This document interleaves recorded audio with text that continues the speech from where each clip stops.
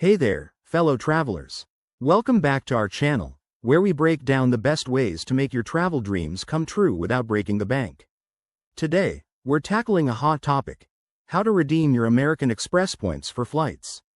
If you've got points stacking up in your account, this is your golden ticket to scoring amazing deals on airfare. Let's dive right in. First things first, you need to log into your American Express account. Head over to the Amex website or open their app. It's super straightforward. Once you're in, navigate to the Rewards, or Membership Rewards, section. This is where the magic happens. Here, you'll see your total points balance and a bunch of redemption options. Now, for flights specifically, look for the Travel category or search directly for flights. Amex has partnerships with airlines like Delta, United, and many more, so you can book directly through their portal.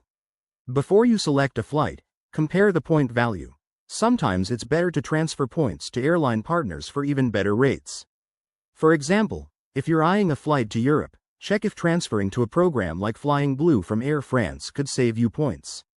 Once you've found your ideal flight, select it and review the redemption details.